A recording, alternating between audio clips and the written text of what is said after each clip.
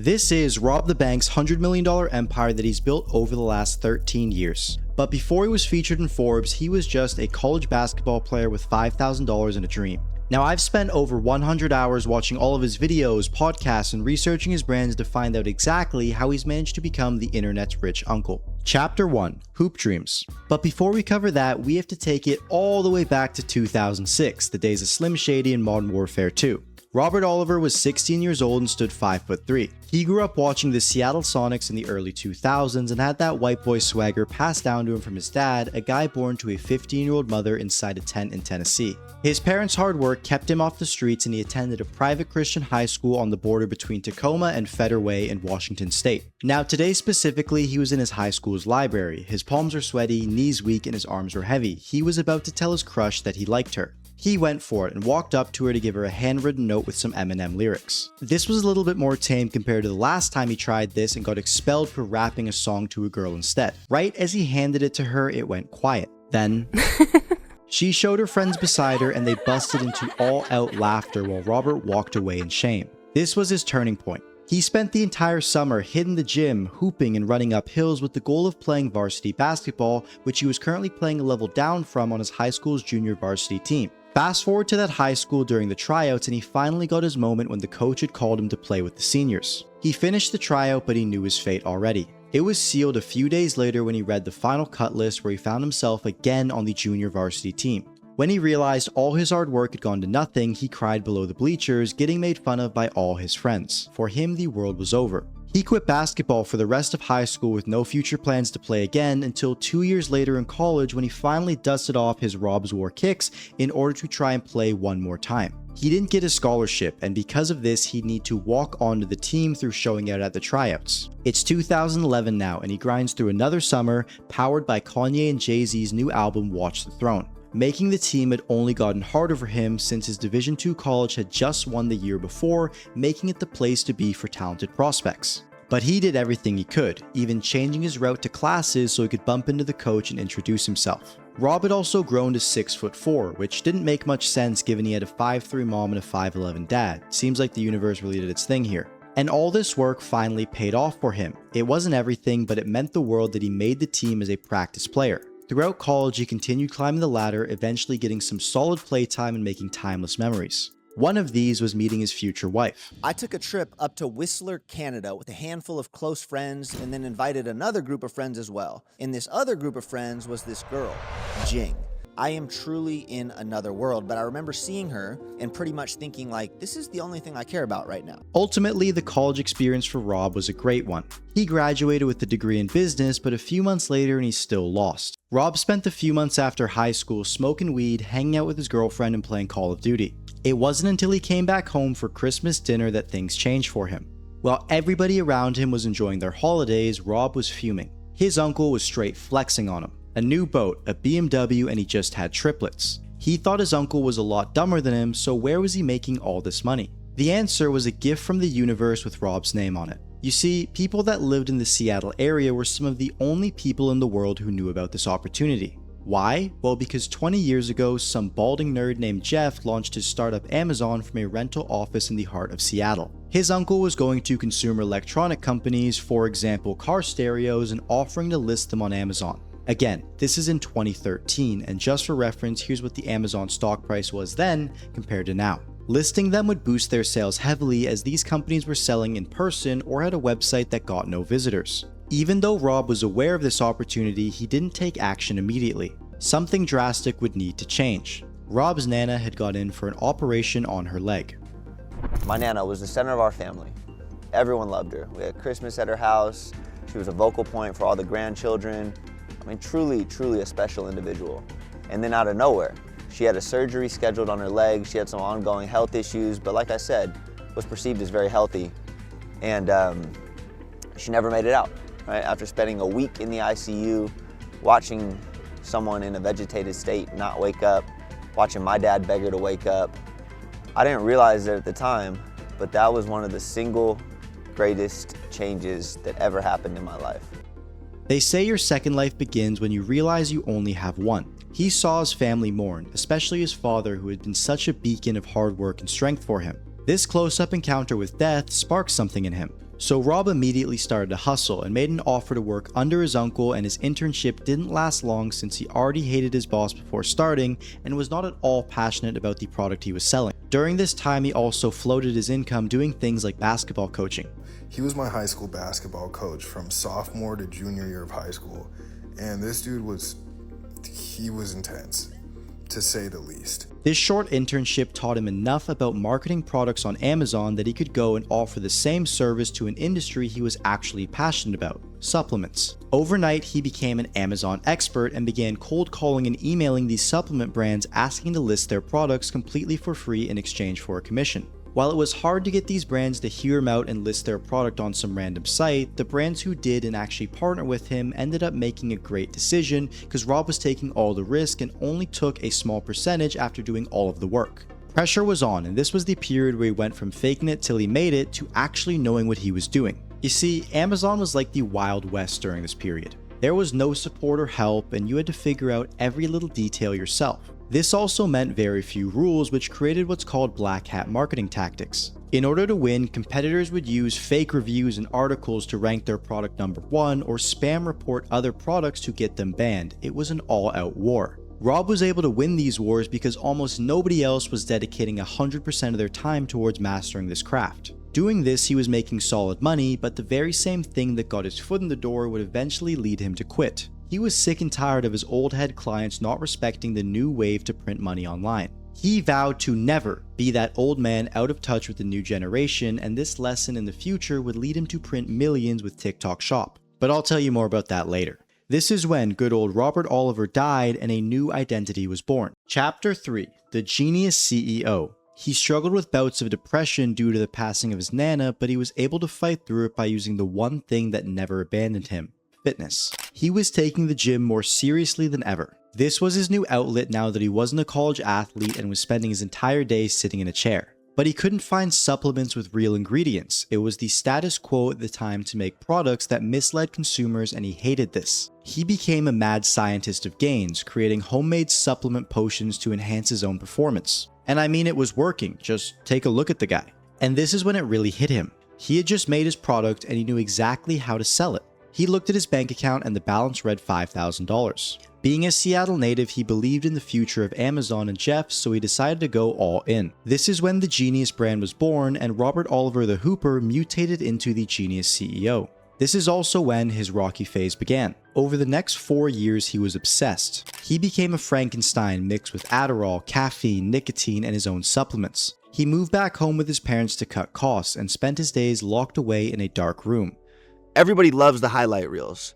Very few people glamorize or even talk about those dark days in the gym, those long nights. He knew the future, and as this shirt reads, reality is merely an illusion. He was calling manufacturers to find the perfect partner in negotiating terms, ordering his prototypes and getting product shots of them, listing them on Amazon and writing marketing copy, managing complaints and other customer support, and giving every incentive possible from his customers to get more and more reviews. He barely slept, and the only time he rested was pressing hundreds of pounds off his body. His fuel was music, bumping Kanye, The Weeknd, and his favorite album at the time was Drake's 2017 Do Not Disturb. The Genius brand was now doing 7 figures in revenue, and he had outgrown his parents' house. He needed help, so he brought on some of his best friends as partners and moved to a 2-bedroom apartment that was now the Genius HQ. This apartment was in the community where his nana had lived. He stayed there to remember the spark that made him start his journey, and he would frequently sit on her bench. Why did I choose to live in an environment that frequently elicited such a powerful emotional response?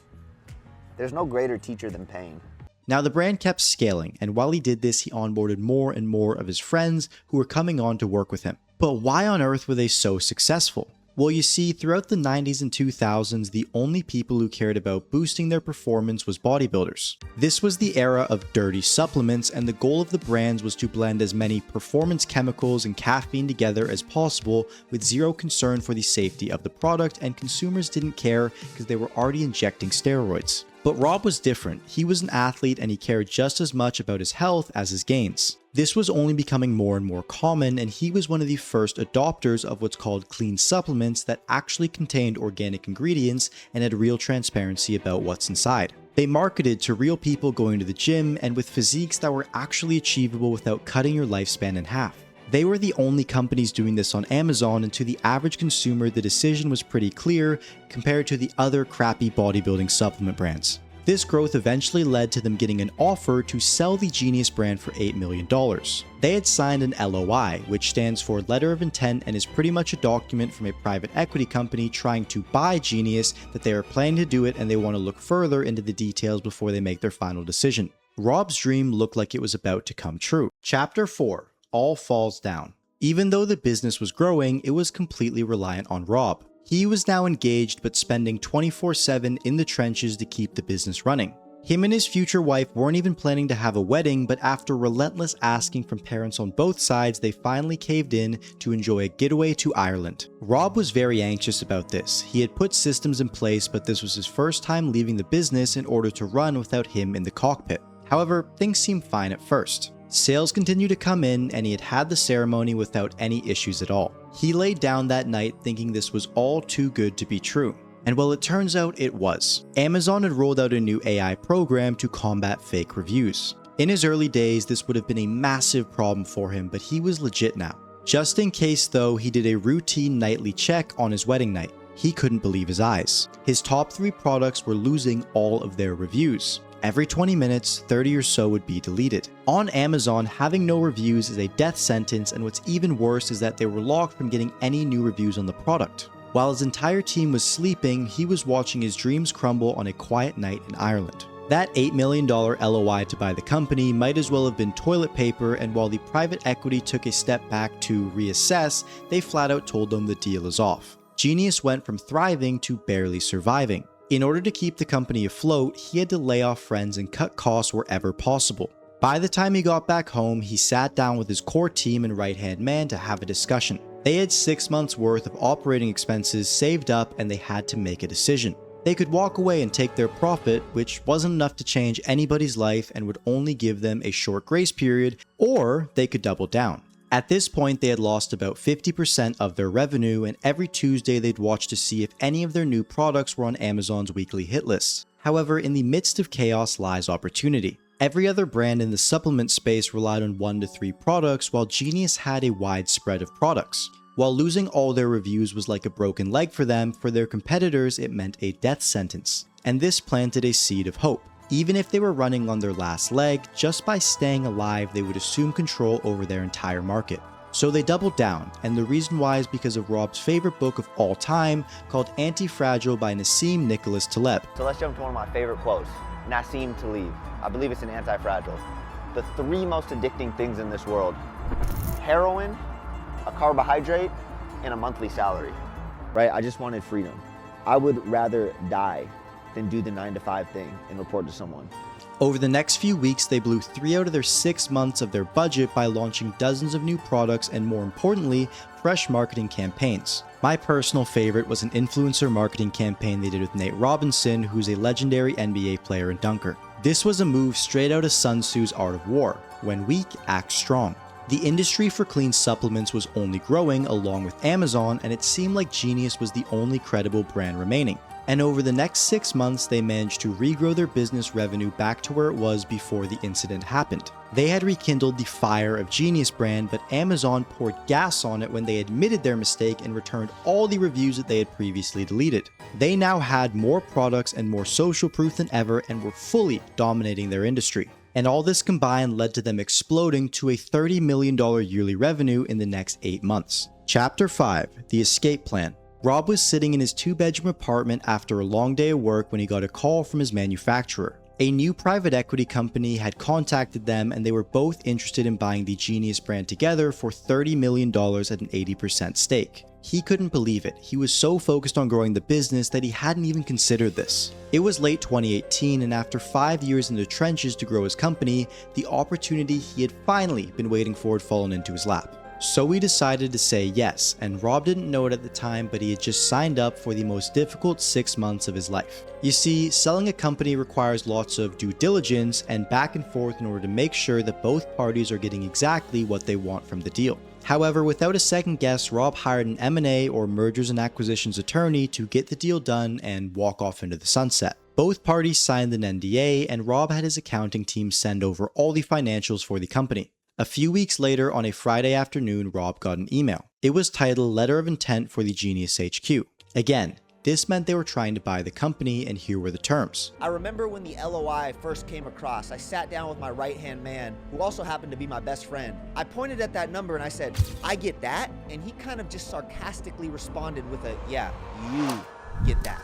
Rob had grown so fast because he had always put his team first, and they knew that, at least up until the LOI arrived. This was the first of many tensions to come, and as I later would come to appreciate, minimalizing internal conflict is key while you grind through the due diligence process. They felt like Rob was cashing in, and resentment was growing rapidly because everybody felt like they were being abandoned at the finish line and that the team and the vision were just an act to get them there. Internal tension and conflict was rising, and the due diligence process began. This is pretty much 6 months of the private equity firm auditing every single aspect of your company, soon followed by a quality of earnings check, which is a third-party accounting firm going in and scrutinizing all your financial data to ensure you aren't BS. So doing a deal in and of itself is essentially a full-time job and then some. But not only are you doing the deal, you also have the expectation that you are 100% focused on and growing your business this entire time. You're basically signing up for 6 months of double time with literally quadruple the pressure. In order to get this information, they opened a server room that needs all of its data uploaded and tons of super specific questions related to the operations and finances. Rob was the creative and marketing guy, so all of this work fell into the shoulders of his partner, who was already building resentment below the surface due to his smaller percentage. And once again, there is no guarantee that the deal will even go through. After months of double time, they had finally made it through this phase and received what's called the purchase and sale agreement. It's in the private equity company's best interest to throw you the book and ask for the world and some more. This is a strategy they use where they force the people selling the company to fight only for the terms that they actually care about. This is also when something called deal fatigue sets in. Rob just wanted to get the deal done, and because of this, he was letting certain clauses on the agreement slip through the cracks even if he knew that they were going to screw him in the future. Progressively becoming more and more of a nervous wreck as this thing goes on. I want to sell this business in the first place because I've become uneasy with the Amazon landscape back then. For weeks leading into the closing date, he struggled to sleep and frantically checked Amazon in the middle of the night. He was going crazy, but everything seemed fine, at least until the weekend before the deal closed. Before he knew he was selling his company, Rob had bought a ticket to attend a marketing conference in San Francisco and decided that since he needed to distract himself, he might as well go anyways. He's in his hotel room at 3 a.m. following his usual routine to check the reviews, except all of them are gone on his best product. There was no way this was happening again. Luckily, 90 minutes later, he realized it was just a glitch, and by 6:30 a.m. he had it completely fixed, but he was still a mess from this entire situation.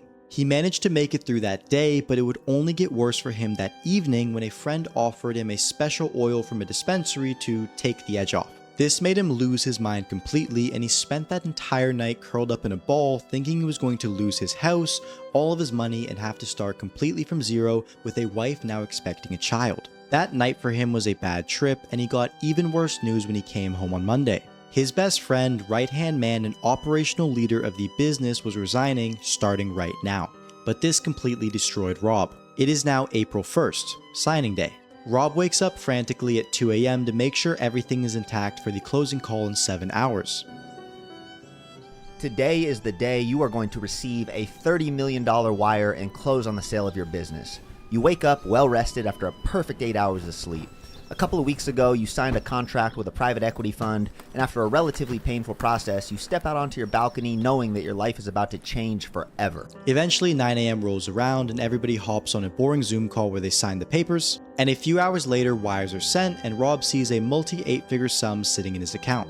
The exact number he got is not known publicly, however, the only information I could find online is from a Reddit user who claims to know him personally and says it was $15 million.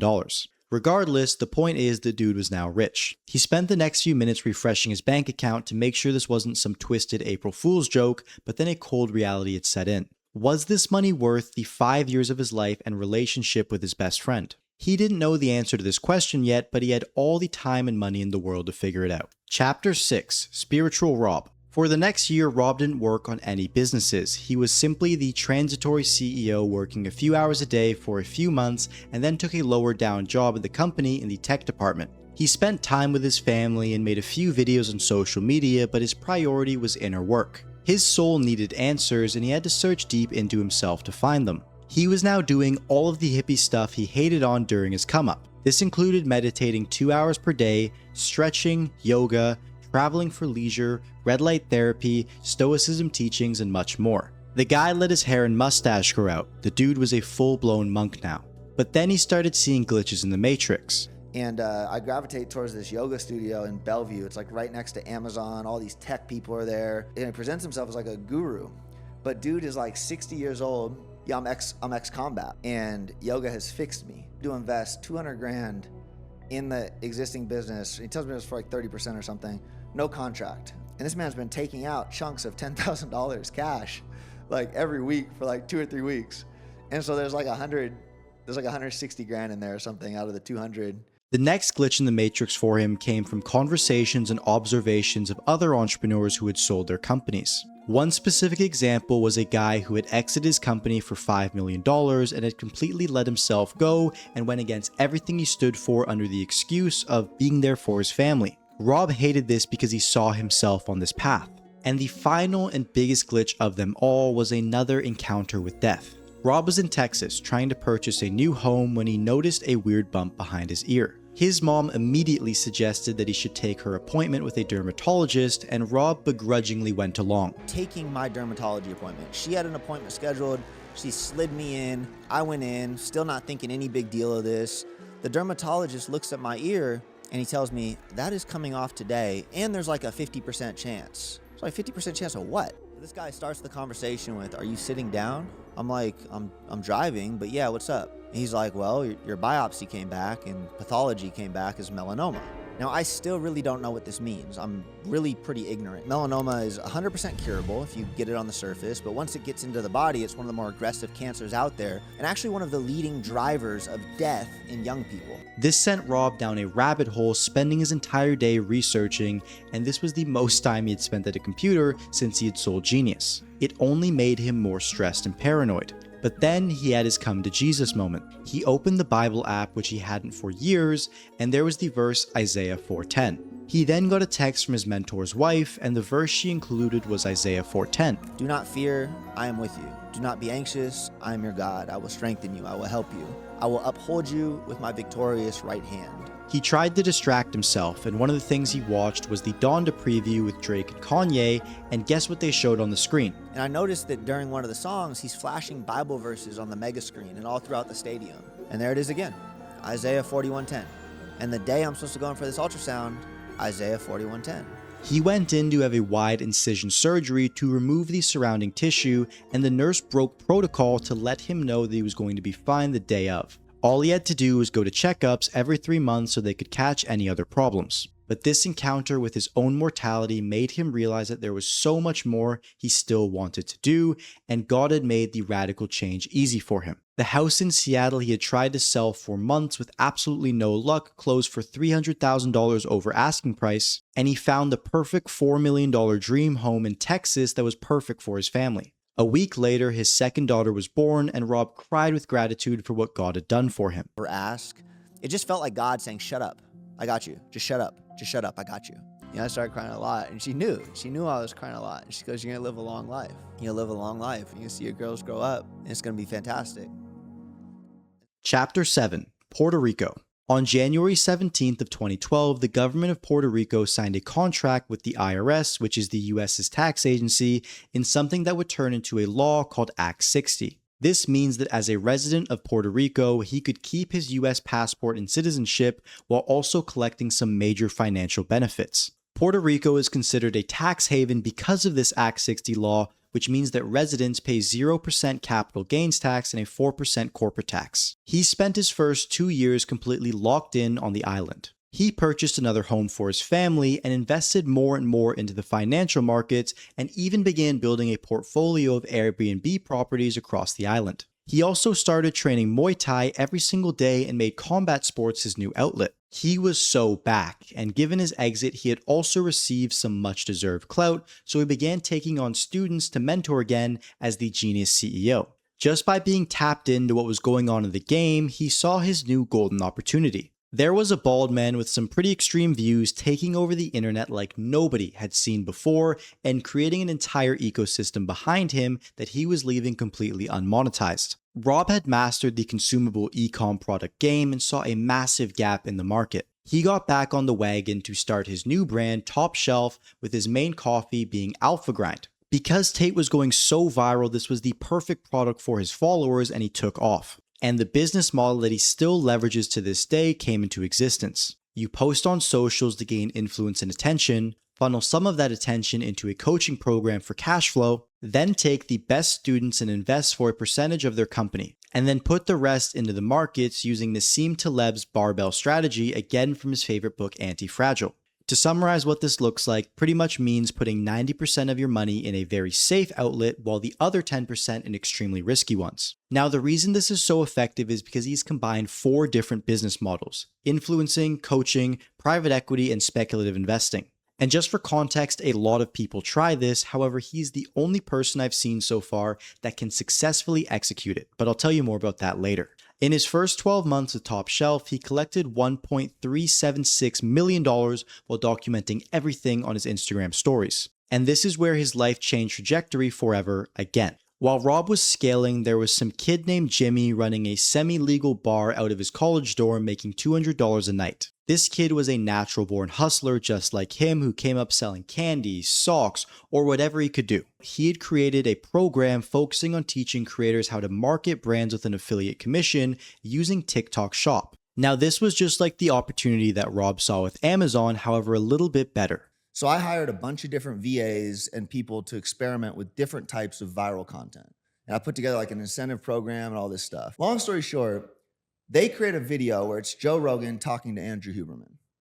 And they still talk about this today on their podcast. It was like one of the first shocking moments of like, oh shit, this AI stuff's really crazy. Into, Yeah, there's one of me. There's one of me and Andrew Huberman selling some supplement that's not real. right, yeah, Alpha. I don't know if the supplement's real, but I know that the commercial's certainly not real. An attorney comments, it's not legal.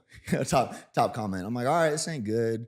Yeah, and then, we tried to figure out who's doing it, and you just run into a bunch of shells. It's like very difficult I'll to tell you figure out. offline who's doing it. Okay. I know. I looked into it because I was curious. I was okay. curious. But I'm still not stressed too much. I text my attorney and I'm like, hey, we have a situation. This happened. Want to make it go away. My attorney proactively reaches out to him, like, listen, this is the situation. We've made no money on it. Our founder will personally donate to one of your charities. Like, shit, this is an issue. If you don't know who I'm talking about already, his name is Jimmy Farley. Jimmy's this, 20-year-old kid at the time who's actually a TikTok marketing genius. And no one's giving him the time of the day. Nobody. Jimmy goes, bro, I can do that for you. Just give me a shot. Like, he takes me out to dinner in Arizona. He's a super cool kid. I'm like, yeah, bet. Like, run it. It's like, he wants like $7,000 or something, And he's taking this money super seriously. He's making no money on it. He just wants to prove. I remember he puts together this like crazy presentation for me of all the things he's gonna do. I didn't read it. I was like, just go. He's like, no, can we please Zoom? Like, can we? I was like, just go. And then like week 5 or 6, we have creators start going nuclear, like crazy viral. We go from like, at the time we're doing like 150, 200 grand a month to like the business 4X's in like a month and a half. And I'm going, hold on, kid. Like, you got something super fucking special here. Like, hold on. And those two meeting would mark the formation of what they call the White Splash Brothers. That was me, I guess, being humble enough to take a shot on him. But you look at the serendipity of the universe, of just the chances of us coming together under those circumstances in any capacity are like, they're low. Jimmy was an expert at marketing, and Rob was the old head with the knowledge to position the brand and manage the operations. It was the exact same situation as when Rob was the Amazon expert for the supplement companies, except with that one major difference. Rob had studied the billionaires, especially Mr. Kanye West, who is a big advocate for listening to the younger generations as they are always the future. No one older than me has a better idea than me because I'm the only 36-year-old me. And Jimmy wasn't your average 22-year-old making money online either. Again, he was a hustler, but he was humble, and most importantly, he was willing to put skin in the game. He created a pitch for him and Rob to work together and offered to work completely for free and only get paid once they saw results. Rob respected the hustle and was super eager to let this kid's potential shine. Part of doing that meant hands-on mentorship, which he started doing with Jimmy coming to Puerto Rico. Luckily, this was only a 2-hour flight for him as he was already based in Miami, living that typical guru lifestyle, even if that didn't fit with his personality. They were growing with rocket fuel now, combining Rob's brands with Jimmy's creators and getting paid on the front end and the back end for both. Chapter 8. The birth of RobTheBank. Rob finally felt alive again. Not only was he playing the business game, he was doing it on his own terms as a CEO rather than a hustler. A big part of his philosophy was also hiring the most autistic person you know. He actually calls himself the autism whisperer and focuses on only hiring these highly skilled experts in one category to create dream teams that would otherwise never be formed because these people don't talk to anybody else. Because of their success, it wasn't long before they would do a celebration, and what better of a place to do that than Miami? He met Jimmy's friends and they were just like him but in other areas and business models. These were guys like Cardinal Mason, Ben Bader, and pretty much anyone else you see in a Miami penthouse on TikTok. Those two components. And so as we continue to question life, I think he left us with a really beautiful playbook. Love you, man.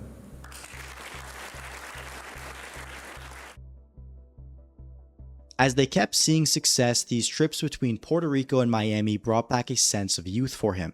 He was scaling, training hard, and partying, living the CEO lifestyle this time around. However, he didn't like his name at that point being the Genius CEO because he had nothing to do with that company anymore. One night before going out to the club, he thought of no better people to bring this up with than a group of young savants to find a solution on how he should transition his brand. He wasn't a fan of just using Robert Oliver, that was plain and boring. He needed an alter ego, and after a few minutes of brainstorming, Ben Bader, known for his ability to creatively write, finally got an idea. What if it was RobTheBank? RobTheBank. No, RobTheBank. And that was it. He changed it across everything. He became a mix between a samurai, cowboy, DJ, philosopher, and founder. But now it's time to flip the script. While his entire story is authentic, it should be pretty clear by now that this dude's a marketing genius. He believes that this new wave of personal branding is going to create billionaires and that he's going to be one of them. I'm now going to systematically break down his entire empire, showing you the strategies he's actually going to be using to do this. And in my 100 hours of researching for this video, I didn't find a single person online who actually understood the full depth of this entire strategy, so I'm going to expose everything, scheme behind closed doors, and by the end of this video, you will understand it all. And I'm not just some random kid on the internet telling you this. I built a business leveraging a personal brand that grew to over $160,000 a month, so I can not only see what's going on, I've actually done it myself. To build a successful character, you have to create a physical appearance that's authentically different. It's not about making up things or following trends to be unique. You take aspects of yourself and then exaggerate them. Think about Alex Hormozi's tank top, Hamza's bathrobe, or TJR's hair. These were things that already existed for their characters and they just became more intentional about showing them. And RobTheBank's character is a little bit different. He has what I like to call a dynamic character. What makes him unique is not repeating the same things over and over again, but consistently doing something that you've never seen before. For entrepreneurs, this is unheard of, but he took inspiration from music, a world where this is extremely common. Try and find me a photo of Rob, Drake, Kanye, Future ever wearing the same outfit twice. The constant change, never knowing what to expect, creates a larger-than-life character. In other words, you build aura. He also understands the brain rot culture and the high levels of dopamine that is needed to break through on the algorithm. This is the foundational principle of why his reels can go viral as a 32-year-old with 2 kids. 99% of entrepreneur creators only have one variable in their videos, which is the information they are covering. And are you really going to sit painfully through a boring ass video to find that? Rob's content has that same variable of new information, but also with an engaging style and speech. Where most creators pick one standard editing template and spam it everywhere, Rob consistently changes his music, style, and makes highly relevant references to pop culture. Who else is using Kobe footage to explain the science behind scaling a business? This creates a reputation that makes you consistently interesting to tune into and leads to a cult following. Overall, his character is a creative explosion in the online business space full of rigid people. So after 4 months of hard work on this video, including 500 hours for myself and my editing team on the back end, This video has finally been completed and it has been the hardest project of my life. Now there's a remove section from this video that has been posted on my second channel breaking down all of the business behind RobTheBank's brand and how he actually monetizes. So if you'd like to watch that, you can click on it in the first link in the description. And other than that, I hope that the time you spent on this video was worth the value you got in return. And we're gonna be going through and doing creator breakdowns aggressively all throughout 2026 to make this an awesome year and just cover as many people as we can.